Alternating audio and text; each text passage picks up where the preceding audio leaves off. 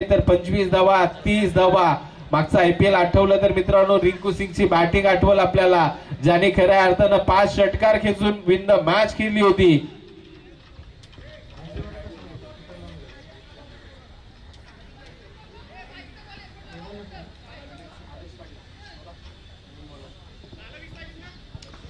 नवीन 20 धावा 6-20. नवीन गोलंदाज आदर्श पाटील.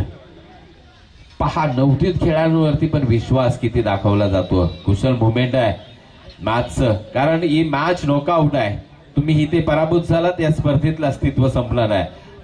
समोर मात्र अक्षय नॉस्टॅकेडला खऱ्या अर्थानं पाहिलं तर जयश, पाहिलं तर 2 खंदे फलंदाज आहेत, परंतु साजेशी खेळी होत नाहीये.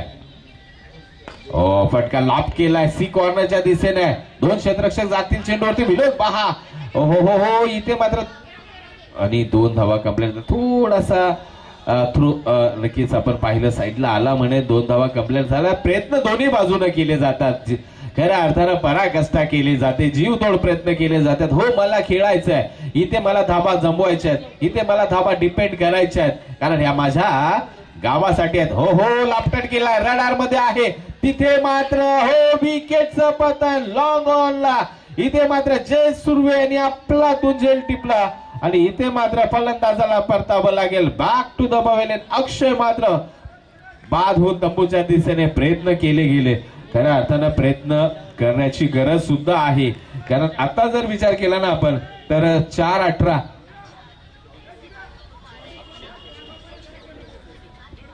सचिन मोरे मैदानात दाखल झाल्यात. मी मागाच्या मॅच मध्ये सांगितलं होतं की खऱ्या अर्थानं सचिन मोरे बराच काळ एकाच टीम मध्ये क्रिकेट आम्ही दोघे खेळलोय. बराच काळ आपण कोपरखेरण्याला सचिन यांना पाहिलंय. अनुभव प्रदीर्घ आहे, परंतु मॅच फसले म्हणेल, कारण 4-18 धावसंख्या विचार केला तर 16 झाले. अजूनही खऱ्या अर्थानं 18 धावेची गरज आहे. चेंडू 4 असतील तुमच्याकडे. गोलंदाजी मार्क वरती आपण जर पाहिलं तर आदर्श आपल्याला पाहायला मिळतील. एक मोठी कामगिरी केली आदर्शांनी म्हणेन. त्यामध्ये खऱ्या अर्थानं जर विचार केला ना जयेशचा खूप मोठा वाटा आहे. लोकांना क्षेत्ररक्षण करतायत, चांगलं टेम्परामेंट झेल पकडण्याचं जयेश यांच्याकडे आहे. टीम डांगरेकर संघासाठी जमेची बाजू आहे.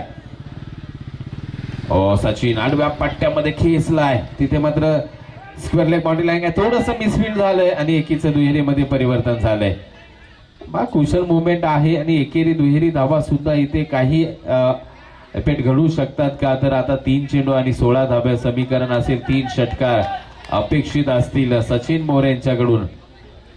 मॅच कुठेतरी फसले टीम खऱ्या अर्थानं. कुसुंबी ची पहिली मॅच ज्या रिदम मध्ये खेळले ना, असं वाटलं होतं बहारदार खेळ होईल, परंतु इथे कुठेतरी बागपूटला ढकलल्यात. इथे मात्र काय घडेल. अवांतरच्या 2 धावा. यस वाईट प्लस आलेली 1 डीची म्हणजे 2 धावा. मॅच मात्र क्रिकेटमध्ये कधी फिरू शकते. आता मात्र 3-14 2 षटकार बॅक टू बॅक सचिन मोरेंच्या बॅट मधून लागले जातील का. काय घडेल काय बिघडेल. आदर्श प्रेशर आहे थोडस एका चेंडूचं म्हणेल. बॅटची हो इथे मात्र या चेंडूचं प्रेशर होतं आणि तो चेंडू आदर्शाने काढलाय म्हणेल. डॉट डिलिव्हरी आली आहे. यस इथे मात्र मॅच टीम डांगरेकर संघाच्या बाजूने झुकताना पाहायला मिळते. 2-14चं इक्वेशन आपल्याला पाहायला मिळेल. म्हणजे आतापर्यंत क्रिकेटमध्ये सत्ता तर नाहीये, परंतु अवांतर चेंडू आला तर काही घडू शकतंय. हो इथे मात्र पहा सचिन मोरे यांच्या बॅट मधून आलाय टोले जंग षटकार. क्रिकेट आहे आणि क्रिकेटमध्ये मित्रांनो काही घडू शकतंय. आम्ही सातत्यानं पाहिलंय. 1 चेंडू 8 धावा. 1 चेंडू मध्ये 9 धावा निघाल्यात मित्रांनो. आपल्या टेनिस क्रिकेटमध्ये आपण अनुभवल्यात ती मॅच आम्ही लाईव्ह अनुभवले. म्हणजे काही घडेल. 1-8चं समीकरण आहे. एखादा खराब चेंडू आणि त्यावरती आलेला मोठा प्रहार. चला टाइमपास करू नका मित्रांनो, विनंती असेल. चेंडू थोडासा गॅदरिंग ठेवा. आता मात्र 1-8 सचिन मोरे ऑन स्ट्राईक. थोडासा उशीर झाला का असं म्हणायला. या चेंडूवरती येईल का षटकार. काय घडेल. काय बिघडेल? हो मी म्हणे थोडासा विलंब झाला. वन भाऊ चौकार आलाय परंतु